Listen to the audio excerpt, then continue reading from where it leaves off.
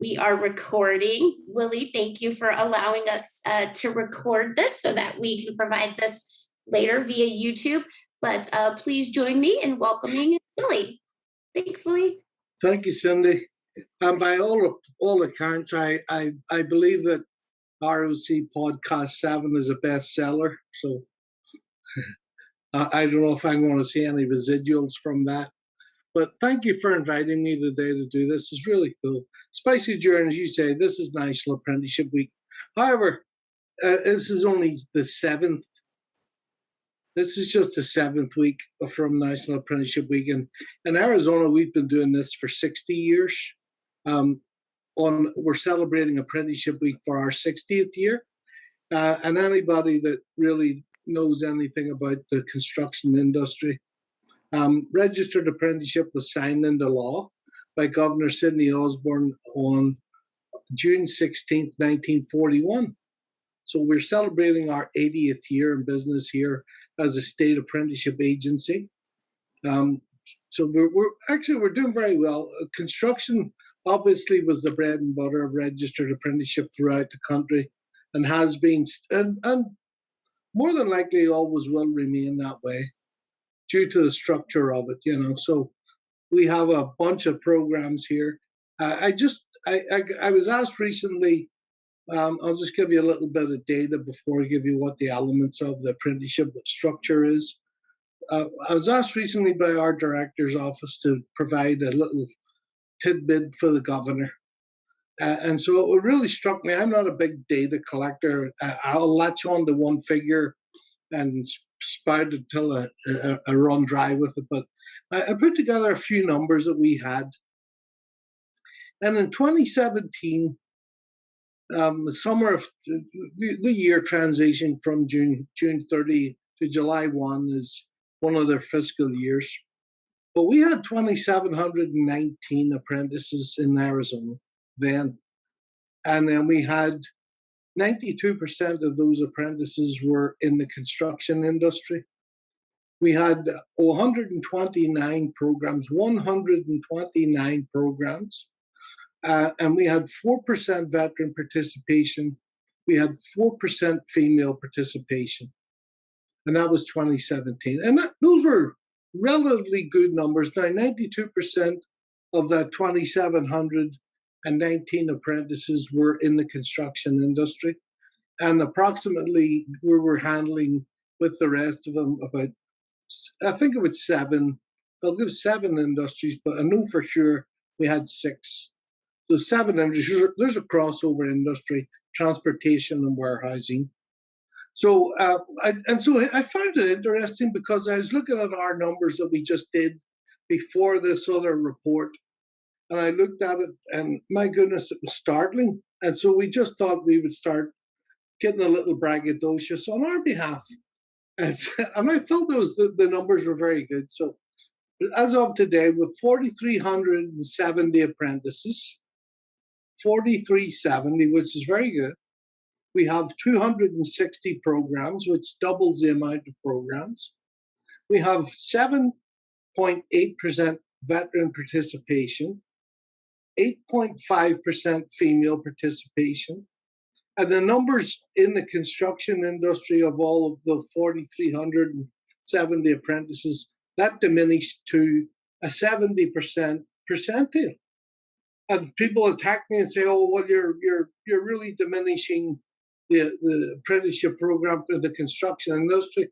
But the startling part of it is that 70% for those numbers runs 3,000 apprentices.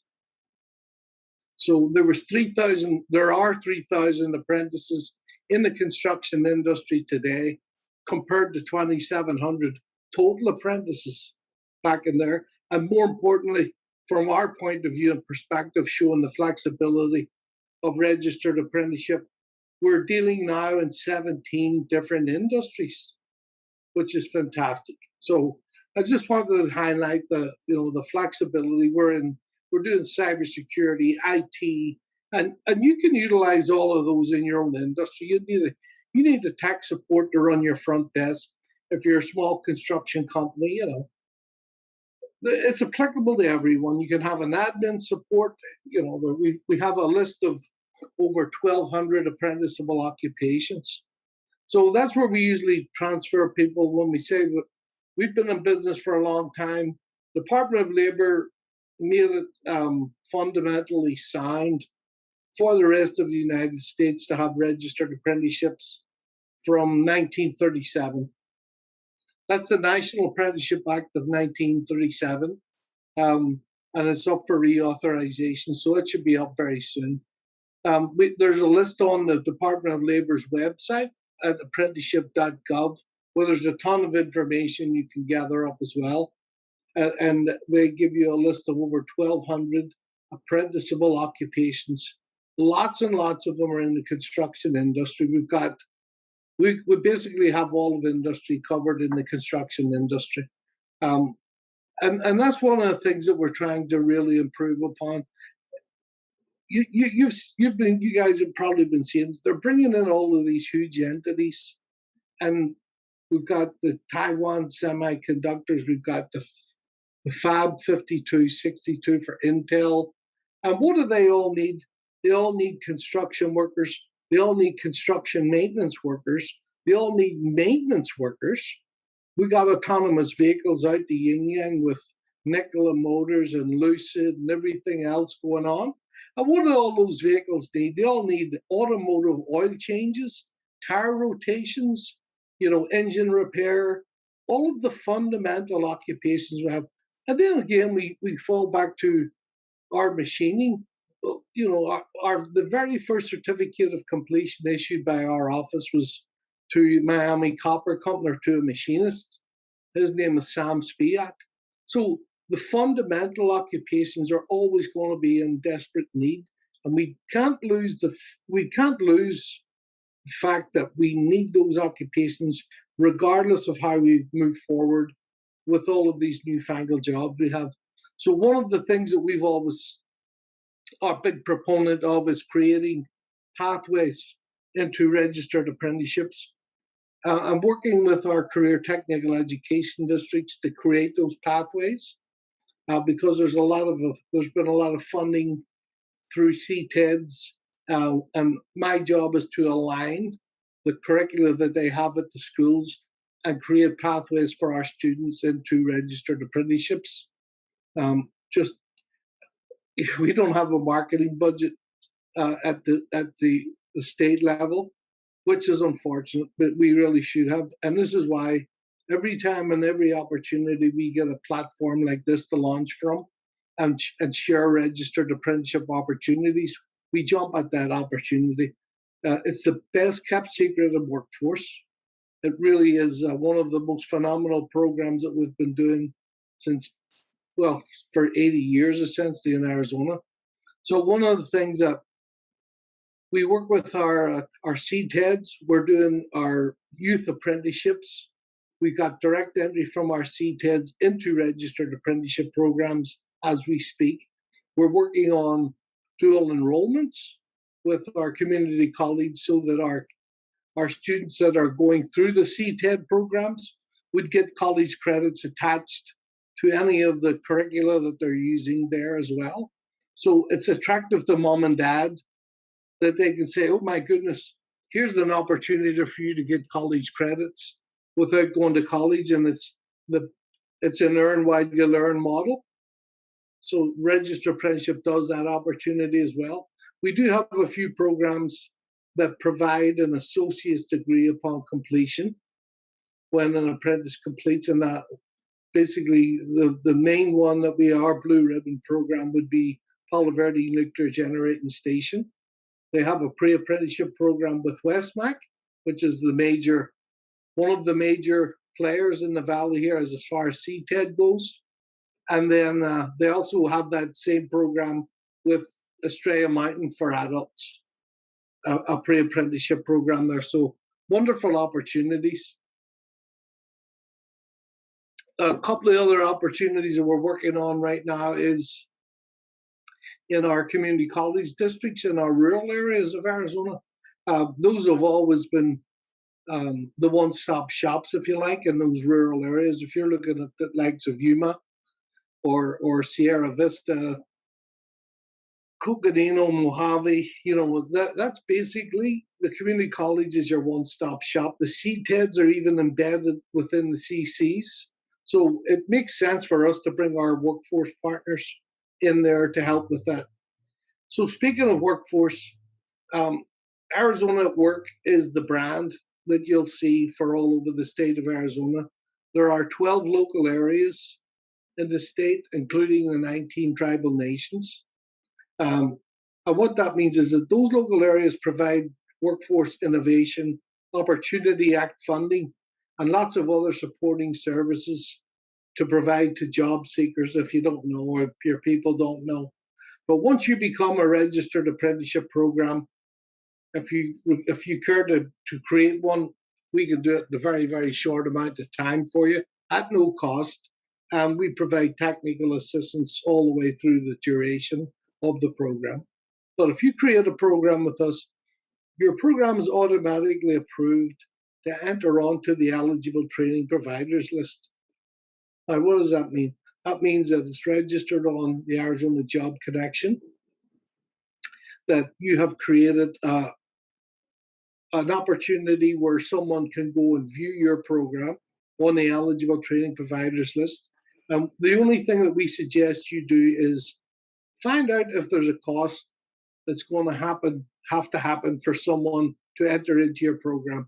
So if you hired a long-term unemployed person, what would they need to have to really enter into a program? Would they need a kit of tools like hard hats, glasses, boots, gloves, personal protection equipment like that, supportive services?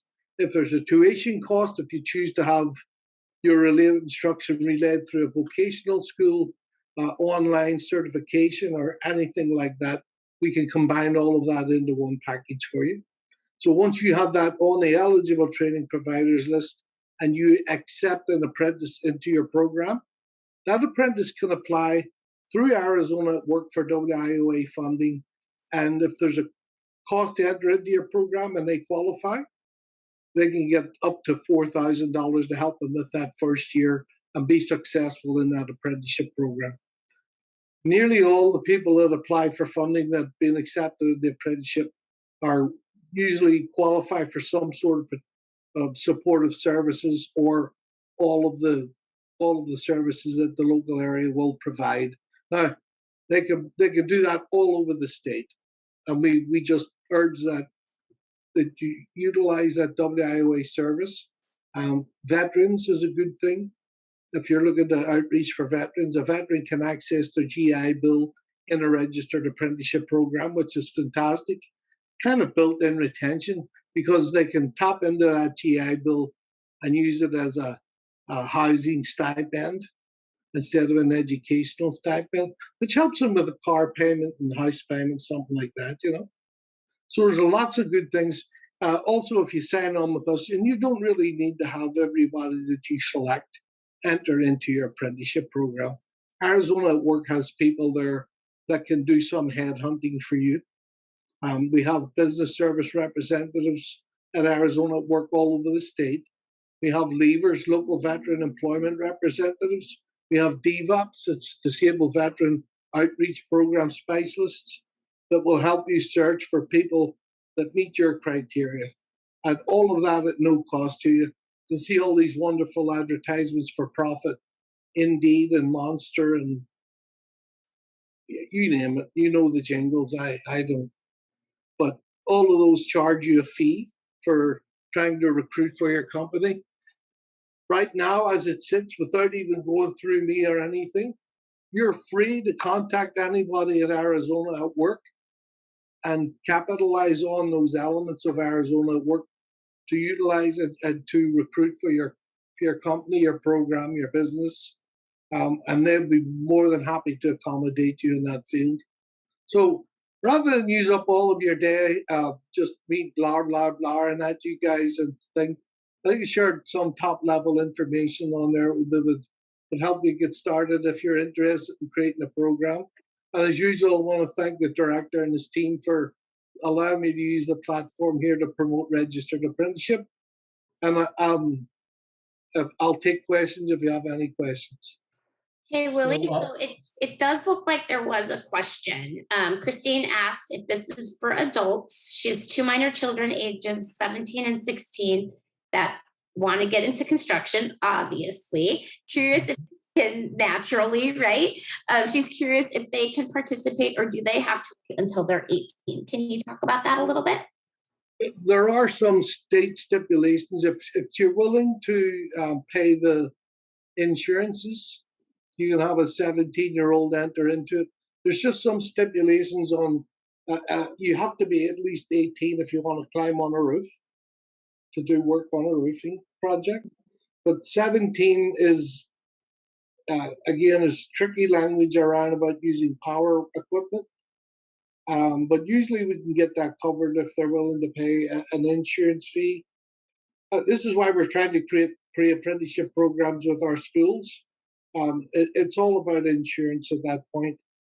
But yeah, we have created opportunities for 16-year-olds, but it's been in cybersecurity, which, they're not going to, unless they're sticking their fingers into a plug socket or something, there's not much harm going to happen.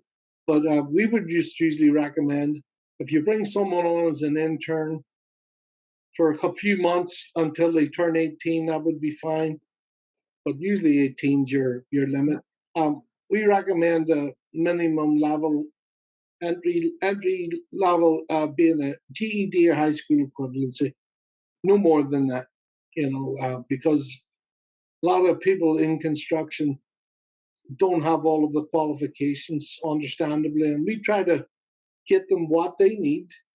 So a person starting in a construction program, to start them with just a GED or high school equivalency, and that's not just that's a good graduate kid, and they end up with all of the credits towards an associate's degree after 4 years.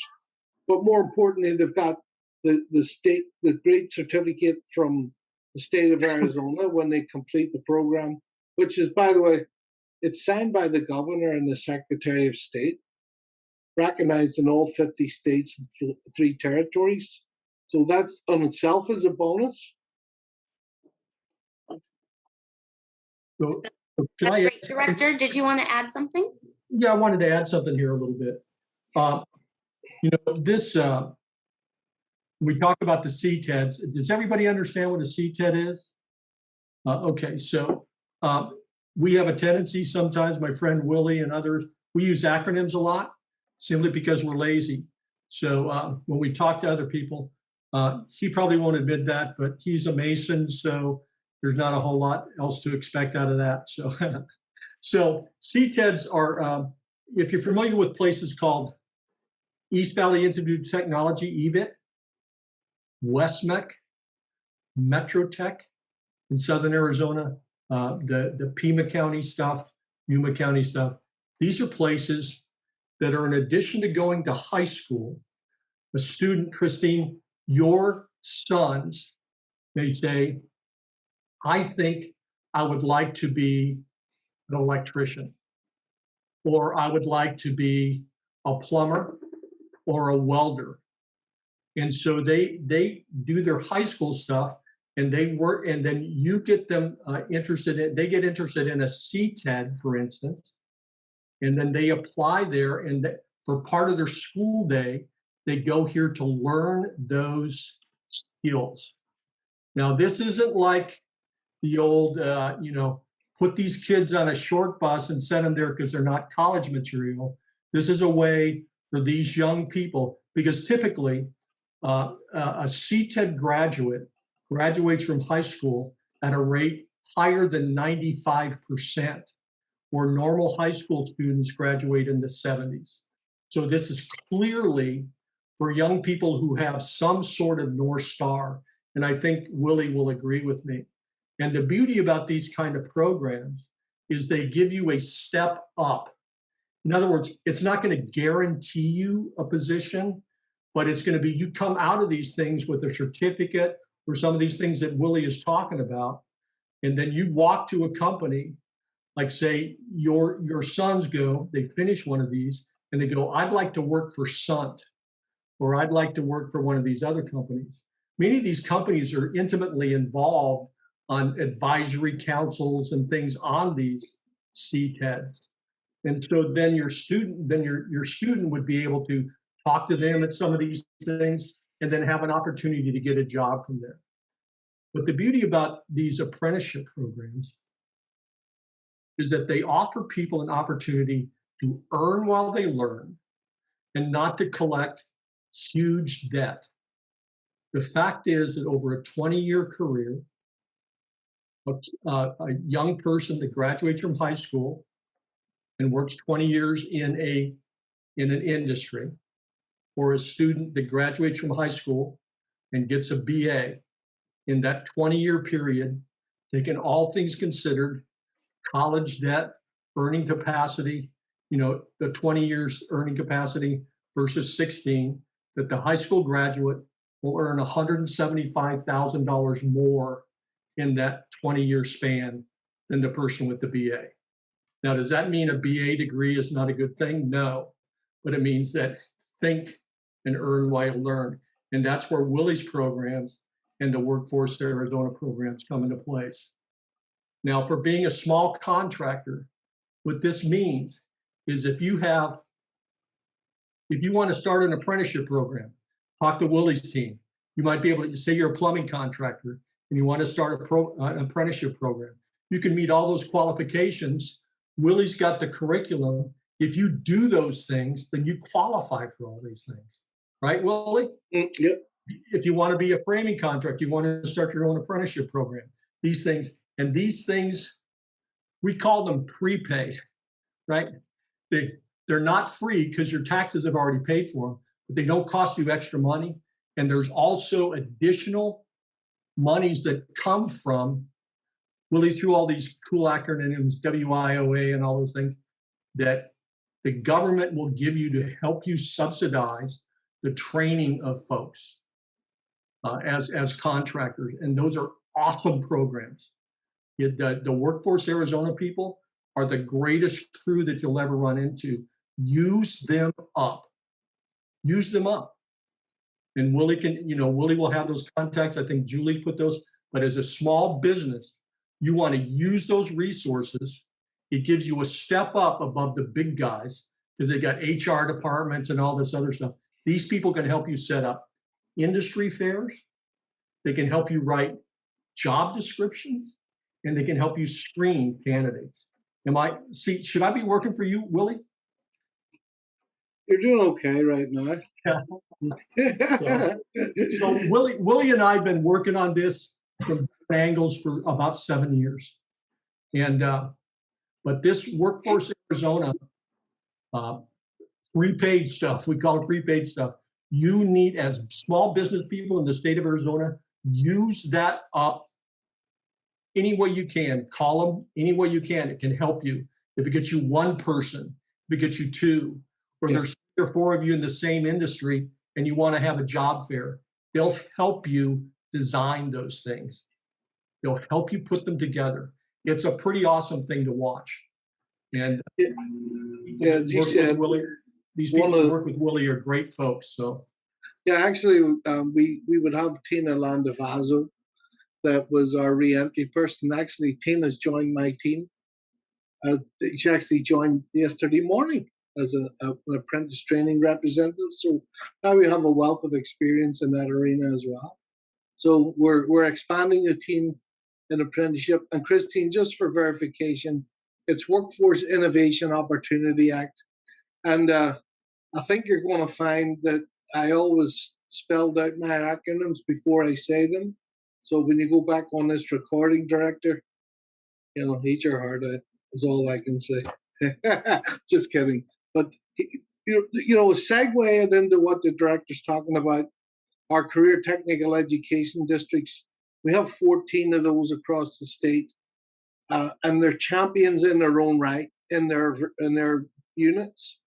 And we're working with them. As I said, the community colleges are the one-stop shop, but we're trying to make them we're trying to just diversify and help the regions get what they need and help contractors all over the state.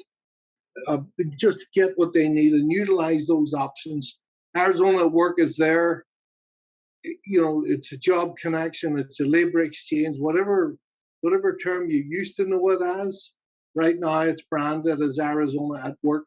So please, contact your local area from wherever you may be.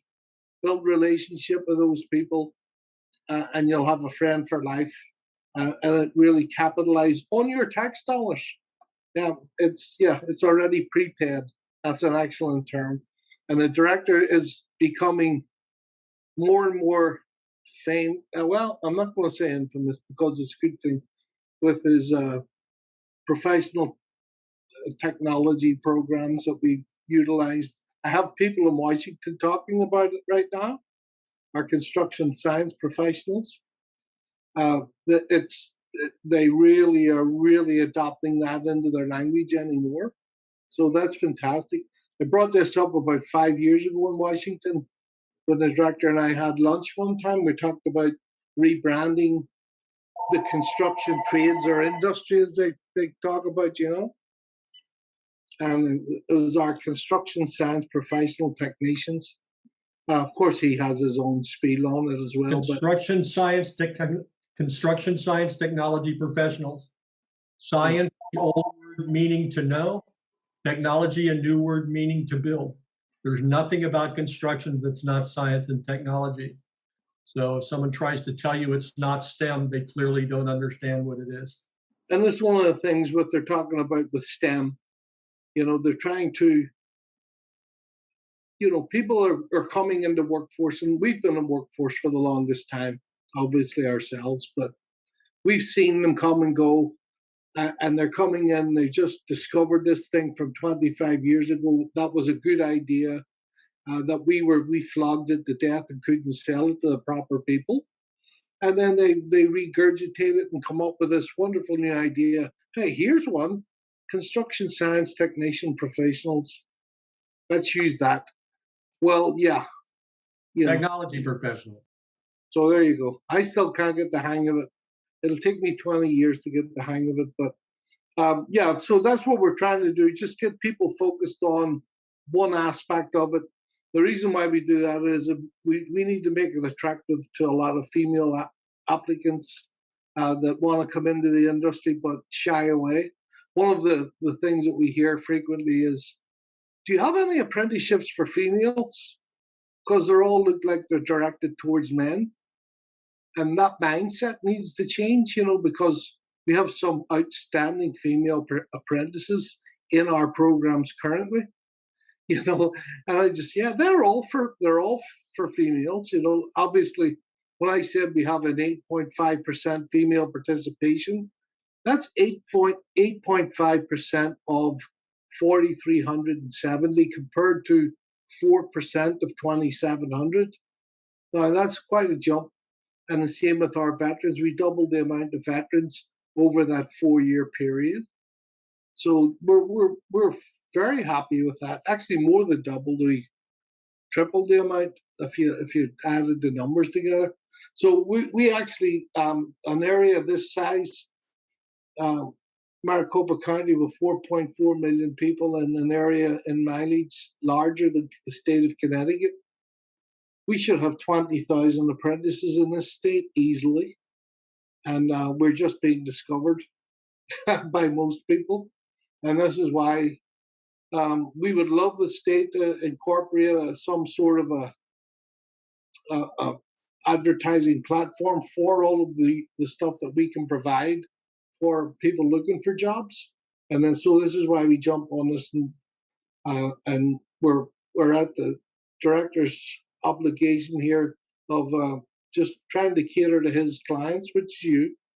And we're just trying to show you the opportunities that are available for you through the state. So appreciate the time. Thank you very much.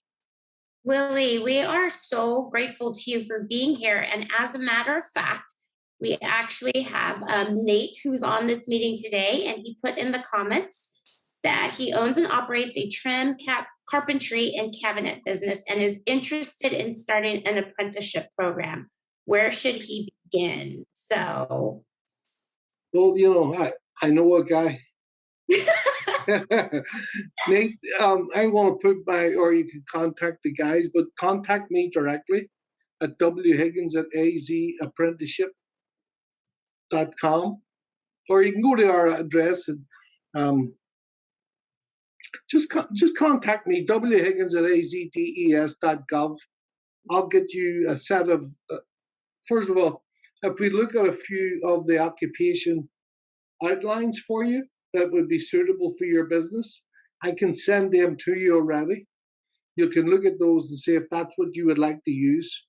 Those are being created by industry for industry. So they're there 40, 50 years. They could use a little tweaking, obviously, with new products and new techniques, new equipment that you've incorporated in the last 30, 40 years. We can update those processes a little bit to suit your needs. And once you're happy with that, we can have your program up and running. We can look to our career technical education districts to see if we have any graduates in the carpentry or any other cabinetry making programs that you may be able to hire on as an intern during the summer to see if they're going to love it, and then hire them as an apprentice. Or we can advertise to Arizona at Work for an out-of-work cabinetry maker or something like that, or someone who just got laid off that is between jobs at this time, and get you the help you need. But that's real simple, doesn't take long. We just put the ball every time back in the employer's pocket, say, hey, here, run with this. And when you're happy, I actually give you my word record was 25 minutes at creating an apprenticeship program, start to finish. I decided to slow that a little and try to keep it to 2 days so that people wouldn't think I was desperate. Oh, no, that's impressive. 2 days is great. And I think this shows like why it's so important to have these conversations and to have Willie participate in something like this. And we ask that you share this information with any of your colleagues or industry partners that might also be interested in this. And then